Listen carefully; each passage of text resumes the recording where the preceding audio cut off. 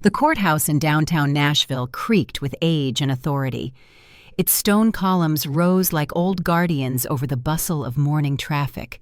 Inside, the air was thick with summer humidity, the kind that clung to your clothes and made you question your choice of blazer. It was 8:25 a.m., and the crowd filing into courtroom 3B already knew something was different about today. Clerks rushed between doors carrying files and whispers. The buzz wasn't just about the case on the docket, it was about who had shown up to testify. Congresswoman Jasmine Crockett had taken her seat in the front row, calm as ever. Her navy blue suit hugged her frame with quiet confidence, and her natural hair was styled into a neat crown that stood tall against the harsh fluorescence overhead. She wasn't smiling, but she wasn't frowning either. Her eyes scanned the room, taking in every detail. A young law student seated behind her tapped her phone to begin recording just in case. Phones weren't technically allowed to be out, but no one stopped her. Not today. Behind the scenes, Judge Mark Levin was reading the day's schedule. He sipped lukewarm black coffee, flipped through case notes, and then stopped. One name in bold type stared back at him like a dare Congresswoman Jasmine Crockett. He blinked, then blinked again. "Are you kidding me?" he muttered. His law clerk looked up startled. "Is something wrong, sir?" "No. Nothing wrong," he said flatly, though his voice betrayed irritation. "Just unexpected." He closed the folder and stood. His black robe hung on a hook by the door. As he pulled it over his shoulders, he glanced at himself in the mirror. His reflection stared back, a man in his 70s, still sharp, still feared. He'd made a career out of controlling rooms like this. Young politicians with quick mouths and big titles didn't impress him. Courtroom 3B came to a hush the moment he entered. Even the sound of the wall fan seemed to dim. Levin didn't speak right away. He walked to the bench, took his seat slowly, deliberately, and looked out over the crowd. That's when their eyes met his and Jasmine's. She didn't blink. He tapped the microphone, cleared his throat, and leaned slightly forward. "Let's be clear about something," he said, voice low but hard. "This is not Washington. This is not a hearing or a press conference. This is my courtroom. And in my courtroom there are no stars, only citizens." Murmurs rippled across the gallery. A middle-aged man in a polo shirt leaned over to whisper, "He already doesn't like her." Jasmine remained composed. She didn't reach for her phone. She didn't glance sideways. She just adjusted a paperclip on the folder in front of her, her movement small, controlled, almost meditative. The clerk began reading the case summary, a civil matter involving wrongful termination and character testimony. Jasmine had cleared her schedule to be here for the man involved, one of her constituents. It was the kind of thing she believed in, showing up, not just speaking up. That was her reputation in Congress, and it was how she had won over voters back home. Levin was already annoyed. He didn't like that a sitting congresswoman had entered his courtroom like she belonged there, like she wasn't afraid. And she wasn't. That more than anything made him uneasy. From the back, a reporter for a local TV station jotted notes in shorthand. He'd heard a rumor about Jasmine showing up this morning and decided to attend on a whim. Now he was glad he had.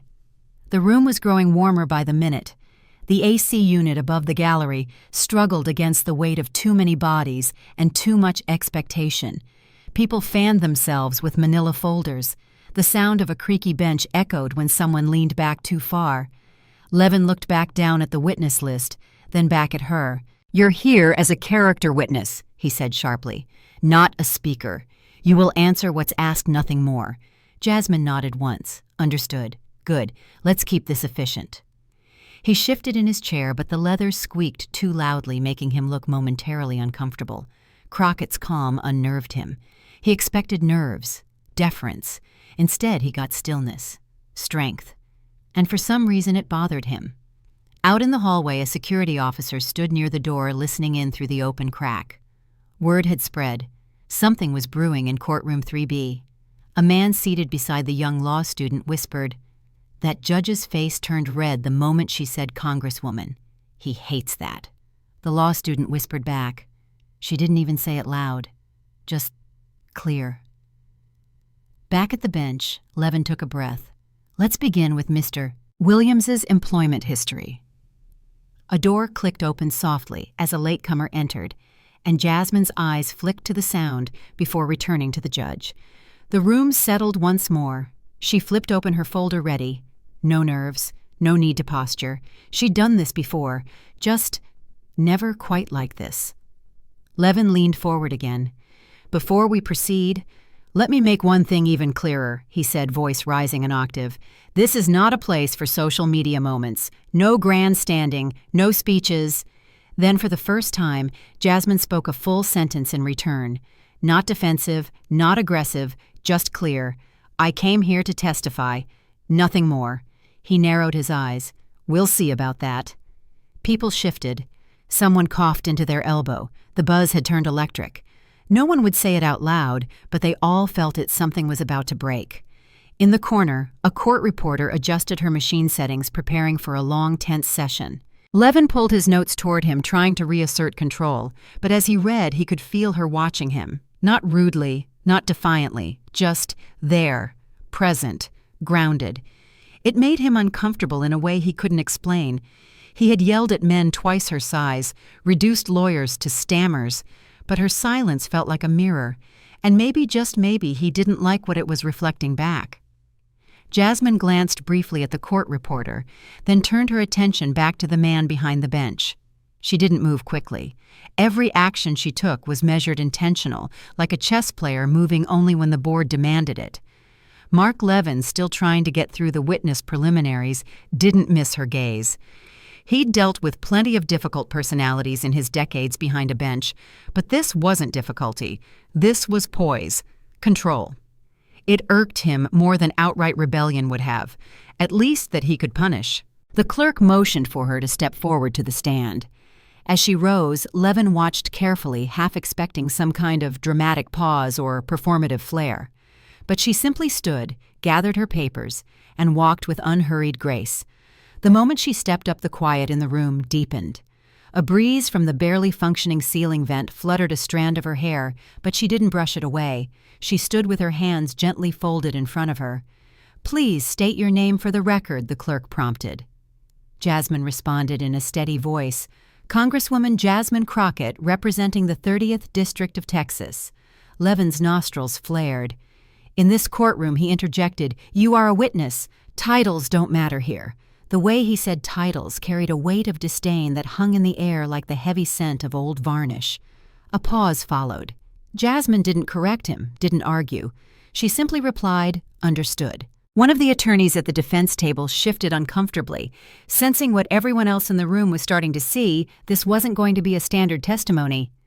This was going to be a power play, whether either of them admitted it or not.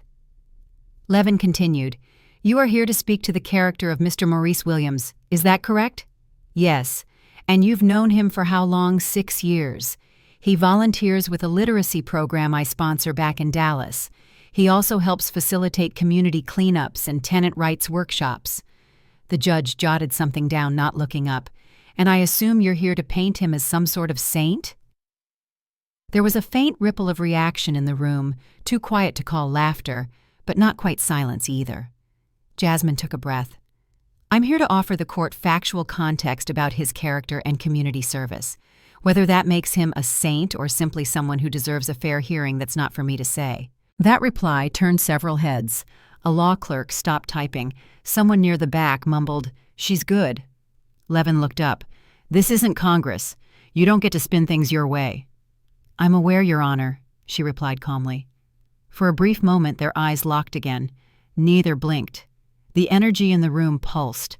The humidity had nothing to do with it. What everyone felt was a kind of friction that went deeper than legal procedure.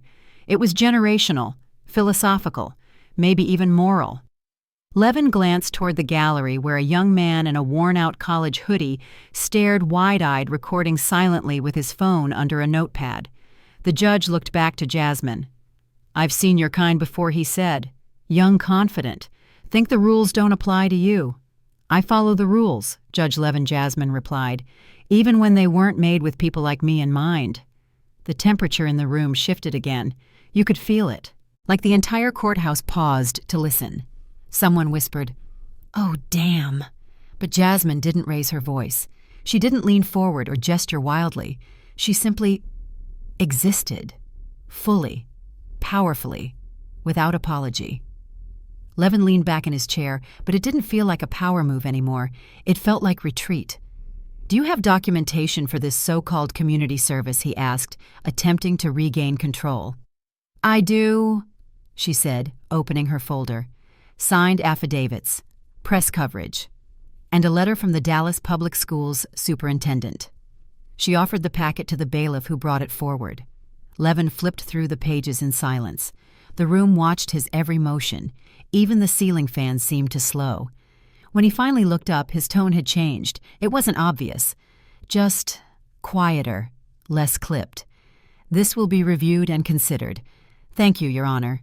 She sat back down in the witness chair, her hands still steady. Behind her, the young law student whispered, "I think she just shut him down without raising her voice once."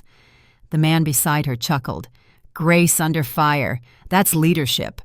Levin called a short recess, banging the gavel once. The room let out a breath it didn't know it had been holding. As people stood stretched and stepped into the aisles, several pairs of eyes followed Jasmine Crockett.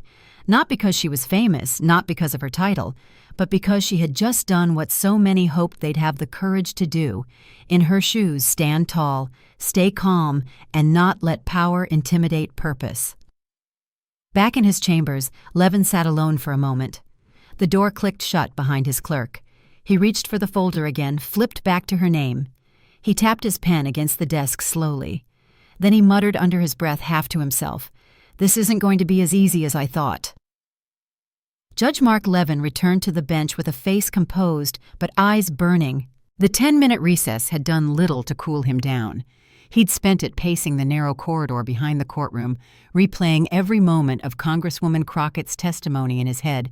Like a boxing match, he was sure he should have dominated but hadn't. Back in courtroom 3B, people were already seated, the murmurs from the break dying down into soft coughs and shuffling papers. The gallery was even more packed now. Word had spread fast. A few new faces had snuck in during recess, lawyers on an extended lunch, interns skipping administrative duties, even a local columnist known for skewering city politics. No one wanted to miss what felt like the second act of a much bigger story. Jasmine Crockett sat where she had before, same posture, same calm demeanor, as if the first round hadn't fazed her at all. She didn't smile, but she looked at peace like someone who knew that stillness could be a weapon when used properly. Levin tapped his gavel once. "We will resume." He looked straight at her, skipping the paperwork. "Young lady," he began, his voice laced with steel. "Let me be clear before we go any further. I don't care what viral videos you've starred in. I don't care how many retweets or sound bites you've earned. This is my courtroom, and in my courtroom, respect is not optional." Jasmine didn't blink. "Understood." Levin's jaw tightened. "You may have gotten used to grandstanding in committee hearings or chewing up headlines with clever little jabs, but that won't fly here." From somewhere near the back, a chair creaked. The entire room froze again. "I'm not here for headlines, Your Honor," Jasmine said. "I'm here to testify on behalf of someone whose story deserves to be heard." Levin leaned forward slightly. "And I'm here to ensure the process isn't hijacked by someone confusing a courtroom for a soapbox." There it was. The jab. Not even subtle. But Jasmine's voice didn't waver.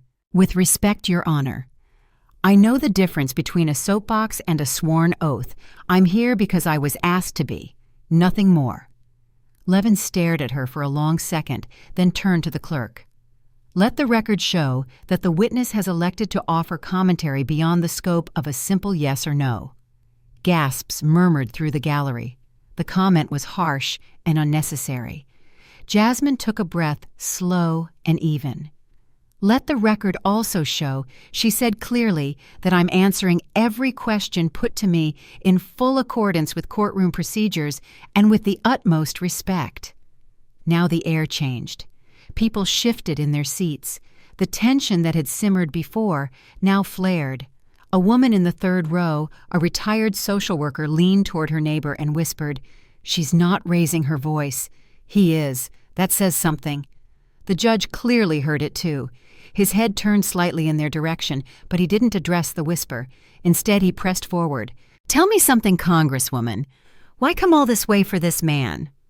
She raised her chin slightly, as if the question itself required more oxygen. Because he's part of my district. Because he's given back more than he's ever taken. And because public service doesn't end when the cameras are off. That's not how I operate. Levin narrowed his eyes. Is that a shot at me? No, sir. That's a statement about me. The gallery was fully engaged now. Not a phone buzzed, not a cough echoed. Every eye was fixed on the verbal duel unfolding before them, one of experience and position versus principle and presence. Levin adjusted his robe as if it were constricting him. I've presided over thousands of witnesses. You're the first to come in here with your title like a shield. Jasmine replied respectfully. My title isn't a shield, it's a responsibility. One I carry into every room I enter, including this one. His voice rose slightly. And you think it gives you license to sidestep the rules? I haven't sidestepped anything, she said softly. I've answered every question you've asked without interruption, without attitude. The emphasis was slight, but it landed like a punch. He bristled. You young people, he snapped, think you can redefine the rules of respect just because you know how to go viral. I don't think I redefined anything, she said. I just don't believe yelling at someone is the same thing as earning their respect. Now the entire courtroom stirred. Levin's mouth opened, then closed. For a moment he seemed unsure of where to go next.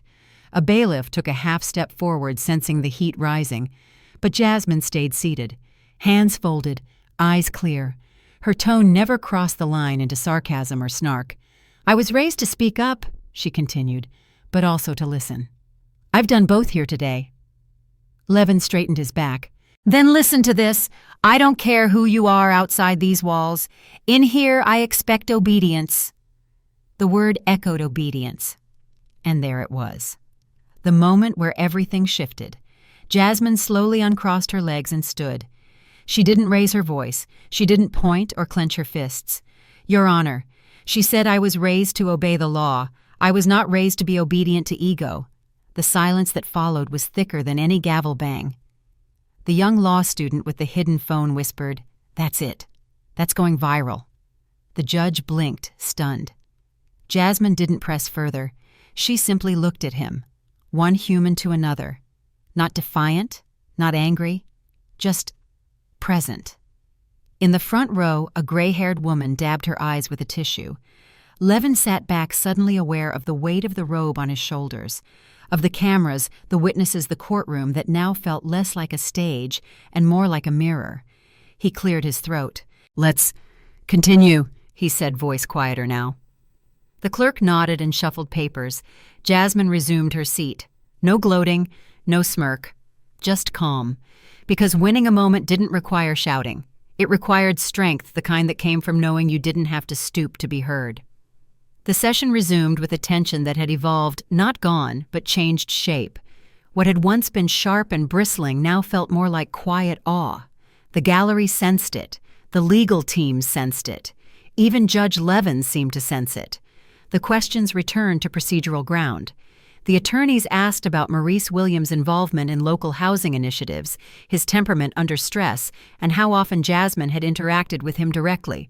Her answers were concise, specific, and unshakably professional.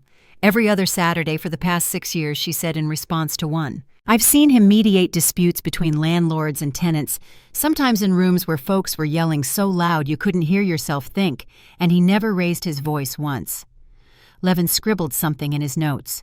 He didn't interrupt, not anymore.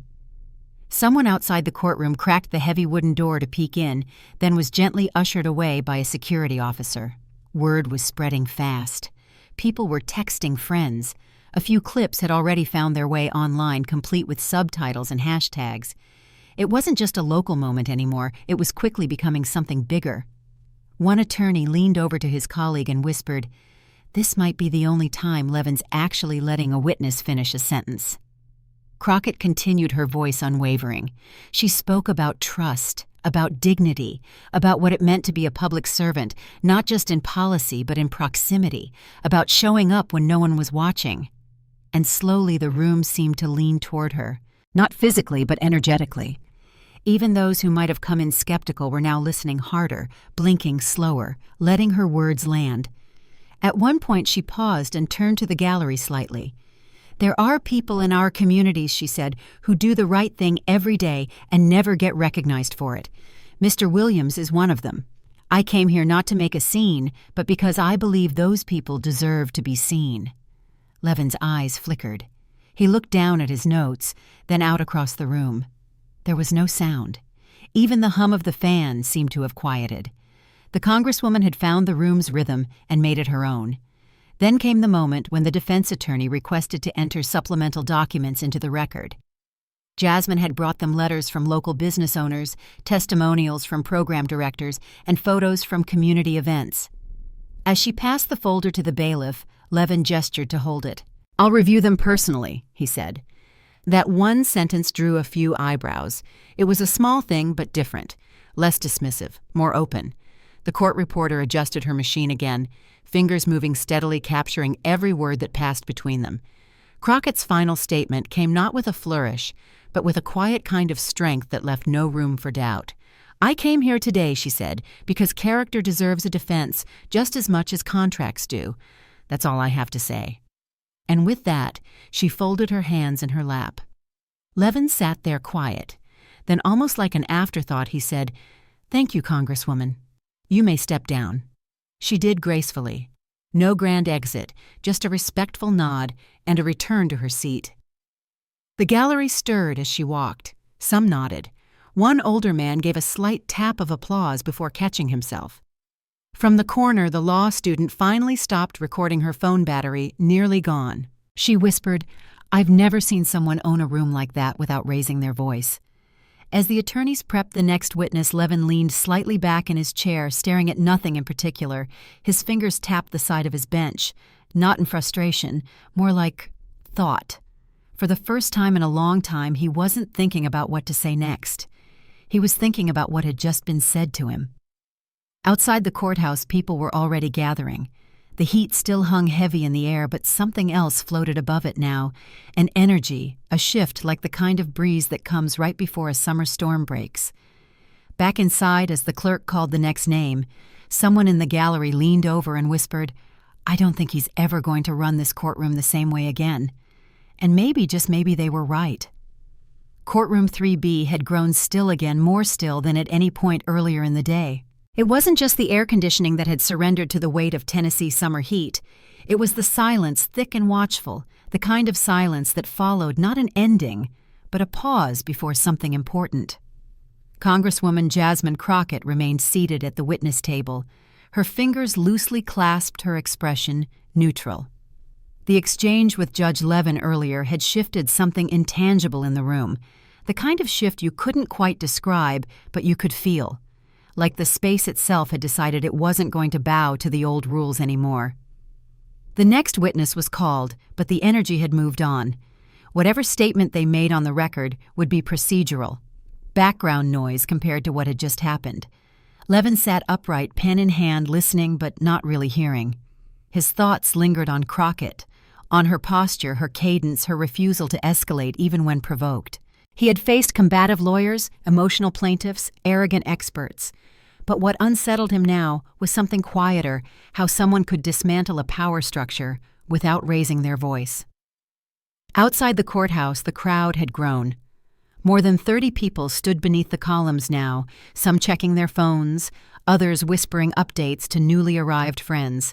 One had brought a lawn chair. Another clutched a homemade sign that read, "Respect is earned, not yelled." Inside, the law student in the gallery adjusted her phone charger, nervous that she might miss the moment when something else unfolded. She wasn't sure what exactly she was waiting for, but she knew it hadn't fully happened yet. As the current witness wrapped up and stepped down, Judge Levin cleared his throat. "Congresswoman Crockett," he said without looking up, "you may return to the stand briefly. There are follow-up questions regarding the submitted character references." Jasmine stood. Not hurriedly, not dramatically, just purposefully. She walked the short distance back to the stand, papers in hand, and waited to be sworn in again.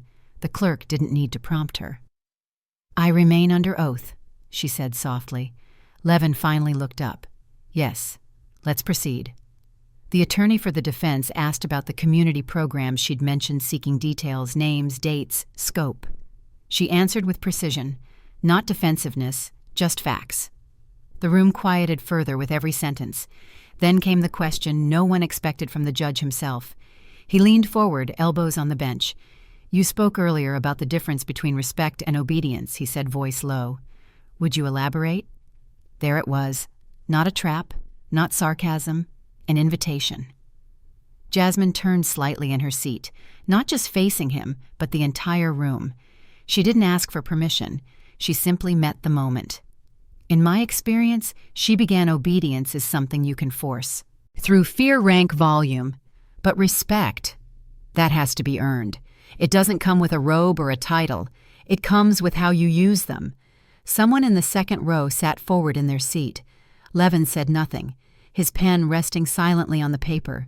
Jasmine continued, "I grew up in a neighborhood where we were taught to respect authority, but also to question it.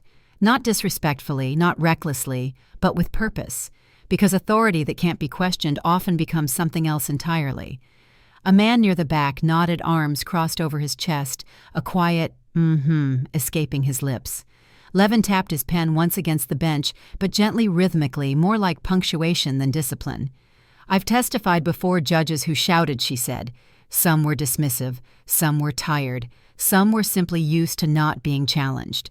But shouting doesn't make the truth louder. It only makes it harder to hear. There was no applause, no reaction beyond the deepening silence. And then came the sentence no one would forget. "I don't need to yell," Jasmine said, her voice steady, "because I brought facts, not fury." It landed like a gavel crack, but sharper. Even Levin felt it. For the first time all day, he sat back and said nothing. No correction, no quip, no reminder of who held the gavel. She let the silence linger, then turned back to the defense attorney and resumed answering the original question like it had been just another topic in the morning news cycle. But no one would hear anything else the same way again. In the gallery, the young law student blinked, slowly, exhaled, and whispered, That was it." Her classmate nodded. "I'm using that line in every closing statement I ever write." The court reporter, hands hovering over her keys, paused for half a beat. She'd captured thousands of pages of legal back and forth over the years, but this felt like something else, something worth remembering. When the questioning ended, Judge Levin didn't say, "You may step down." He simply nodded. Once. Jasmine stood, gave a polite nod in return, and returned to her seat. And then, the unexpected. One of the gallery benches creaked as an elderly woman stood up. Slowly, deliberately. She didn't say a word, but she placed her hand over her heart, just for a moment, just long enough to be seen. Others followed. Not loud, not disruptive, just acknowledgement. Outside, the crowd had grown to over 100. Social media was already swirling with clips, quotes, think pieces being drafted in real time. Facts. Not fury began trending before court adjourned. The court session moved on, but the courtroom hadn't really moved on. It couldn't. The air still carried the echo of words that didn't need shouting to shake walls. When court finally recessed for lunch, Levin sat alone at the bench. The attorneys had gathered their files. The reporters had packed their cameras. But he remained. He looked at the empty witness chair, then down at the paper in front of him. It was blank. He wrote one sentence. "Real power doesn't need to be loud."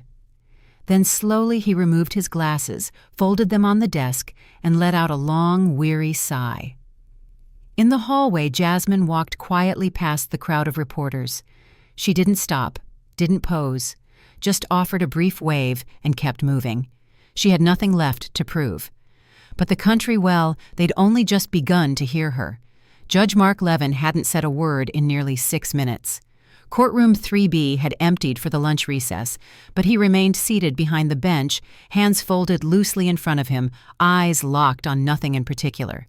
His pen sat still on the yellow legal pad.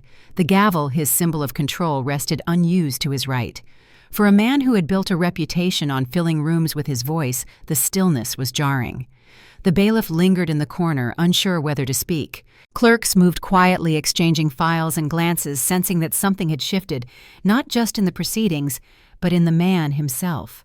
A change was happening, not a breakdown, not a retreat, but a reckoning. Levin rubbed his chin, the scratch of his palm against stubble, the only sound in the courtroom.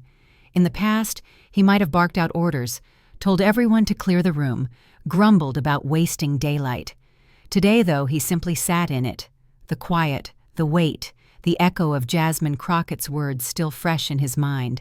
He didn't know how to explain it, even to himself. She hadn't insulted him. She hadn't shouted him down. She hadn't even challenged his authority in the way others had. And yet, she had held up a mirror, and what he saw there made him shift in his seat. Outside, the buzz had reached a different frequency. Reporters were filing breaking news segments from the courthouse steps. The local NPR affiliate had set up a temporary mic. Students were texting their professors. More people had shown up just to stand in the sun and wait to see what came next, as if something historic was still in the process of happening. Back inside, Jasmine Crockett sat alone in a small side room, sipping lukewarm tea from a styrofoam cup. She had taken a break from the crowd, stepped away from the noise, and given herself a moment. Not because she felt tired or overwhelmed, but because she knew intuitively that moments like this required stillness too. Her staff had offered to speak with reporters, but she declined. "This isn't about me," she told them. "Let the moment speak."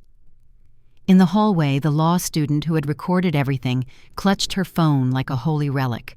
She had replayed Crockett's line, "I brought facts, not fury," at least a dozen times.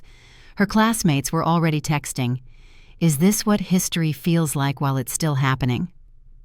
Back in the courtroom, Levin finally exhaled. He stood slowly and turned toward the side door leading to his chambers, but he stopped. He looked once more at the witness chair. The wood was worn smooth, the upholstery faded from years of occupation, and yet something about it felt different now, sacred almost, like the energy of that morning had settled into its fibers. He reached down and took the yellow pad with him. When the afternoon session resumed, the room was somehow quieter than before, despite being even more crowded. Word had gotten out that Levin had been changed. No one could quite say how, but everyone sensed it. He entered without announcement. No gavel bang, no lecture, just walked to the bench and sat. The clerks followed. The attorneys took their places. The bailiff called the courtroom to order, but Levin raised a hand gently. "No need," he said. The room stilled. Jasmine Crockett returned to her seat near the front. She didn't scan the gallery. She didn't adjust her posture. She just sat, present, as always.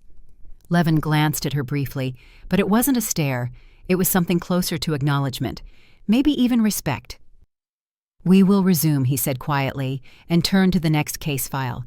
But it didn't feel like business as usual. When he asked questions, his tone was measured. When witnesses answered, he let them finish. When objections arose, he considered them fully before ruling. It was subtle, but those who had watched him for years could tell the difference. He wasn't performing anymore. One local attorney leaned to the journalist beside him and whispered, "This is the most civil courtroom I've seen in a decade." Midway through the afternoon, a delay in the docket prompted a short recess. People began milling about again, stretching their legs, checking phones. But Judge Levin didn't retreat to chambers. He stayed. A few moments later, he did something even more surprising. He walked down from the bench. It was slow, deliberate, not dramatic, but meaningful. He approached the court reporter and thanked her quietly for her accuracy. He nodded at the bailiff, who blinked in confusion. Then he turned and walked the few steps to where Jasmine sat. She looked up calm as ever. He cleared his throat. "I owe you something," he said, voice low enough that only a few nearby could hear. She didn't respond right away. Then she said, "Only if it comes from a place that matters." He paused. "It does." Silence again. Then he added, "You made your point," without shouting. "That's not easy to do in here." "It wasn't meant to be easy," she said. "Just necessary." He nodded. "I've been on this bench a long time. Too long, maybe. Long enough to forget that listening is part of leading." She gave him a half smile. "Then maybe today's not about forgetting. Maybe it's about remembering." He stood still for a moment longer, then offered his hand. She took it. The handshake was brief, but real. When he returned to the bench, the room felt warmer.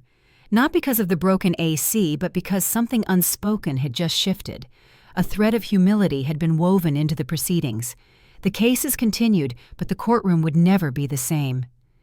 That night, back in his quiet house, Levin sat at the kitchen table, a glass of iced tea sweating in his hand. His wife, a woman of few words but deep intuition, watched him over the rim of her glasses. "Well?" she asked. He didn't look up. "I met someone today," he said, "and she showed me who I've been." Her brow lifted slightly. He continued, "And who I want to be instead." In a small apartment 2 states away, a young woman plugged her phone into a speaker and hit play. Crockett's voice filled the room. The student listened to the entire exchange again, not to memorize it, but to feel it, to study it, to understand how power could be softened by truth and how leadership could be reshaped by grace. In every corner of the internet, the moment grew. But in courtroom 3B, it had started with a silence. Not the absence of noise, but the beginning of something new. The first clip hit Twitter just 12 minutes after the courtroom recessed. Shaky, slightly out of focus, and filmed through a gap in the shoulders of 2 people in the gallery, the video showed the moment Congresswoman Jasmine Crockett stood her ground. The audio wasn't perfect. Someone in the background coughed right as she said, "I brought facts, not fury, but it didn't matter." The message was clear, and it hit like lightning. Within an hour, the hashtag #FactsNotFury was trending nationwide. By the time the East Coast hit dinner, it had reached millions. The original uploader, a second-year law student from Vanderbilt, posted, "I just witnessed something historic." She didn't raise her voice, she didn't insult him, but she made that courtroom hers. Crockett claps. Back other videos followed, different angles, better audio clips of the judge's stunned silence and eventual apology. CNN ran it on the 7 p.m. news. MSNBC opened a panel discussion by replaying the entire exchange. Even Fox News ran a segment, though their spin leaned hard into grandstanding viewers flooded the comments with disagreement. Across platforms, the responses poured in. Young Black professionals called it a masterclass in composure. Women reposted it with captions like, "Saving this for when I have to deal with my boss tomorrow." Teachers showed it in classrooms. Law professors used it in lectures. In a Kansas City high school, a social studies teacher opened discussion with, "So what does real power look like?" Even comedians got in on it. A late-night host joked, "Mark Levin learned what happens when you try to outtalk a congresswoman who paid her way through law school and has receipts." But for all the internet noise, it was what happened offline that truly mattered. In Dallas, where Crockett's district office was located, her phone lines jammed. Emails poured in. Staffers were stunned not just by the volume, but the tone. People weren't just praising her, they were opening up, sharing stories. A woman in Ohio wrote, "I've worked in corporate law for 14 years. Last week I was screamed at in a partner meeting. I stayed silent. Watching you today showed me how I could have responded with facts, not fear. A teenage girl from Detroit messaged, 'I didn't know you before. Now you're my hero.'" In Congress, the reaction was swift. Colleagues across the aisle, many of whom had dismissed Crockett as too Twitter or too fresh, were now paying attention. A senior Democrat told a reporter, "She just showed more poise than half the Senate." Even Republicans privately acknowledged it. One staffer was overheard saying, "She handled that like a damn chess master." That judge didn't know what hit him. But it wasn't about taking down a judge. That's what people kept saying. It was about holding space, about refusing to shrink, about showing a generation of women, of young people of color, that professionalism didn't have to mean silence. That respect didn't require submission, that grace wasn't weakness. Some called it the Crockett Standard. In law schools from Boston to Berkeley, professors swapped their old case studies for her clip. The American Bar Association shared the video on their homepage with the caption, "Leadership Under Pressure." A teachable moment.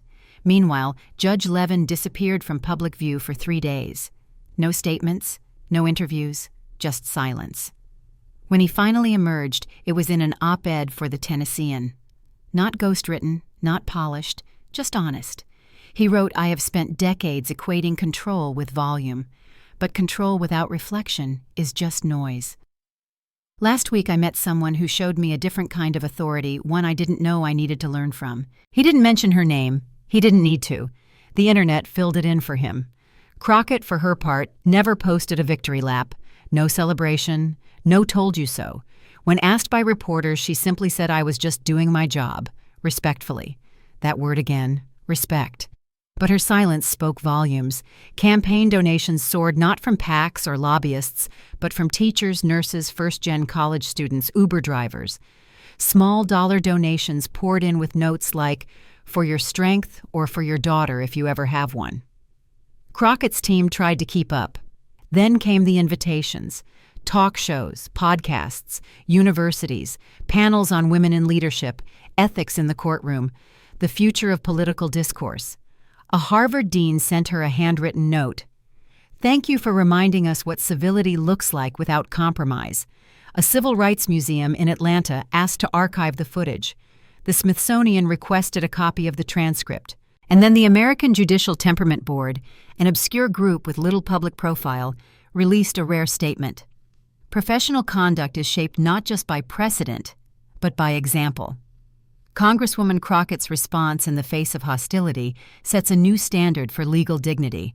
They invited her to speak, and she accepted. Because for Jasmine, this wasn't about fame. It wasn't about going viral. It wasn't even about politics. It was about what came next. A year had passed. Courtroom 3B still stood. The same wooden benches, the same creaky floors, the same flickering fluorescent lights that buzzed just slightly louder than they should. But the energy inside felt different. The changes weren't written into law or posted on plaques. There weren't any signs declaring new rules. But everyone who worked there, judges, clerks, bailiffs, attorneys, noticed it. They called it the shift. Judge Levin had not retired as many had expected. Instead, he had recommitted. He spoke less now, but listened more. He invited young lawyers into chambers for advice, not lectures. His staff noticed that the word "please" had found its way into his vocabulary. He even started asking questions like, "Am I being clear, or am I just being loud?" The answer wasn't always comfortable, but he listened anyway.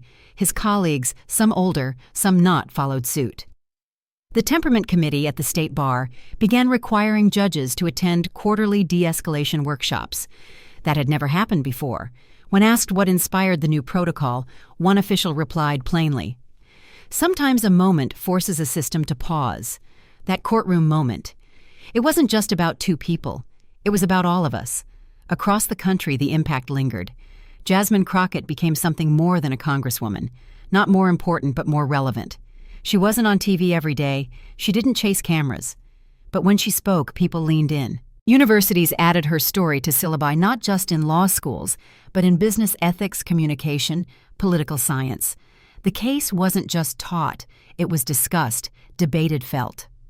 In one class at Spelman College, a young woman majoring in public policy wrote, "Jasmine didn't just win that room. She changed the definition of what it means to show up as a leader when the system expects you to shrink."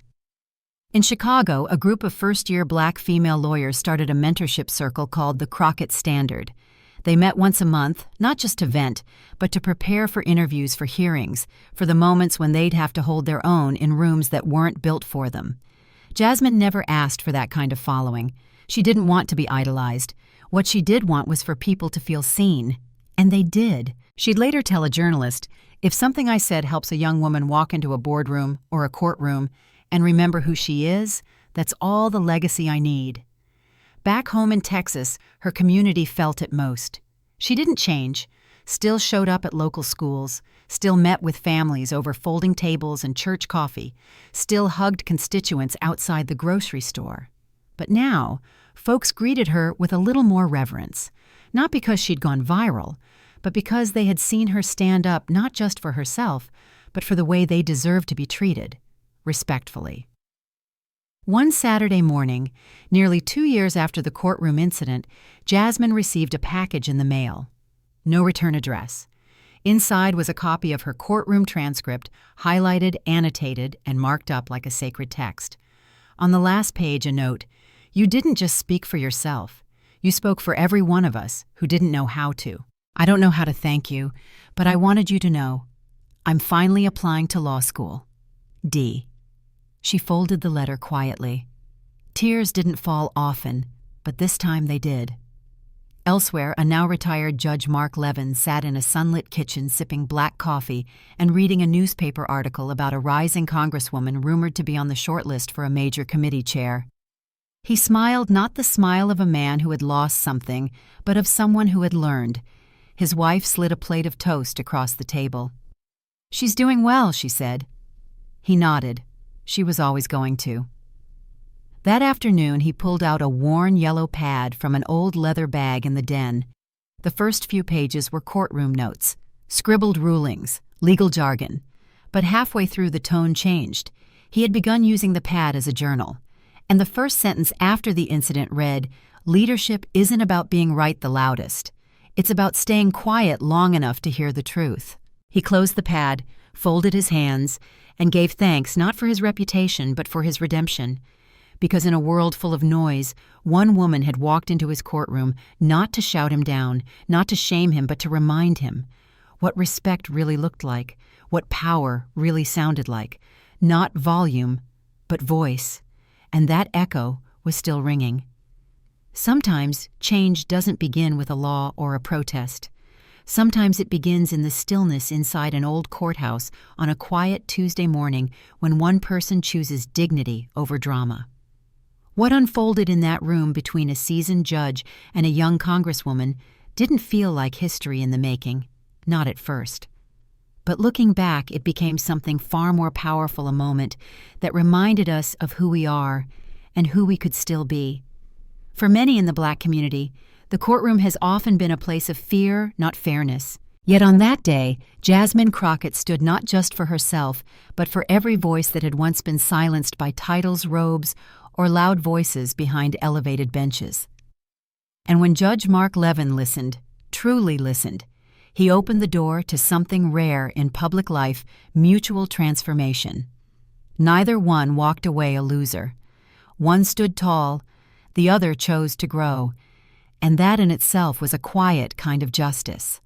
The lesson, perhaps, is this: real strength doesn't always roar. Sometimes it's calm, sometimes it's patient, and sometimes it shows up in the form of a young woman from the Black community carrying not anger but preparation, not vengeance but grace. In a time when it feels easier to yell, she taught us the value of stillness. When it's tempting to humiliate, she offered a different path, one that heals, one that lifts. It's easy to judge someone by what they wear, how young they look, where they're from. But as we grow older, most of us learn the same quiet truth. Wisdom rarely raises its voice. And justice. It doesn't always wear a robe. Like a single candle lit in a dark hallway, one act of courage rooted in self-respect can help light the way for others who have been stumbling in the shadows. Especially for those in the Black community who carry generations of both burden and brilliance, every graceful act of standing tall becomes a kind of inheritance passed forward. So tonight, maybe pause for a moment. Think about what dignity has looked like in your own life. Those quiet choices to hold your ground without burning bridges. Maybe you were once the one shouting. Maybe you were once the one standing still. Either way, stories like this one give us a chance to reflect, to breathe, and to begin again. And if this story touched something in you, something deep and familiar, consider sharing it. You never know who might be waiting to feel seen, especially in the places where silence has lasted too long. Because respect isn't about who speaks the loudest. It's about who listens and who refuses to let truth go unheard.